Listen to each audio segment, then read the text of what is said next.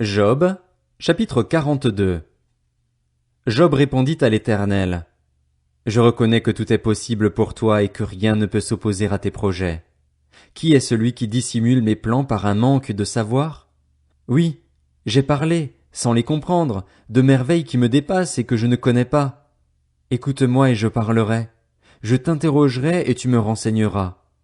Mon oreille avait entendu parler de toi, mais maintenant mon œil t'a vu. C'est pourquoi je me condamne et je reconnais mes torts sur la poussière et sur la cendre. Après avoir adressé ces paroles à Job, l'Éternel dit à Éliphaz de Théman. Je suis en colère contre toi et contre tes deux amis parce que vous n'avez pas parlé de moi correctement comme l'a fait mon serviteur Job. Prenez maintenant 7 taureaux et 7 béliers, allez trouver mon serviteur Job et offrez un holocauste pour vous. Mon serviteur Job priera pour vous, et c'est parce que j'ai de la considération pour lui que je ne vous traiterai pas conformément à votre folie. En effet, vous n'avez pas parlé de moi correctement comme l'a fait mon serviteur Job. Éliphaz de Théman, Bildad de Shuar et Tsophar de Naama allèrent faire comme l'Éternel leur avait dit, et l'Éternel eut de la considération pour Job. L'Éternel rétablit la situation de Job quand celui-ci eut prié pour ses amis, il lui accorda le double de tout ce qu'il avait possédé. Les frères, les sœurs et les anciennes connaissances de Job vinrent tous lui rendre visite, et ils mangèrent avec lui dans sa maison. Ils lui exprimèrent leur compassion et le réconfortèrent à cause de tout le malheur que l'Éternel avait fait venir sur lui. Chacun lui donna une pièce d'argent et un anneau d'or. L'Éternel bénit la dernière partie de la vie de Job beaucoup plus que la première. Il posséda 14 000 brebis, 6 000 chameaux, 1 000 paires de bœufs et 1 000 ânesses. Il eut aussi 7 fils et 3 filles. Il appela la première Jémima, la deuxième Ketsia et la troisième Kéren Apuk. Dans tout le pays on ne trouvait pas d'aussi belles femmes que les filles de Job. Leur père leur accorda une part d'héritage parmi leurs frères.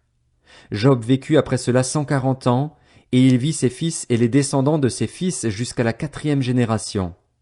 Puis il mourut, âgé et rassasié de jours. Psaume 1.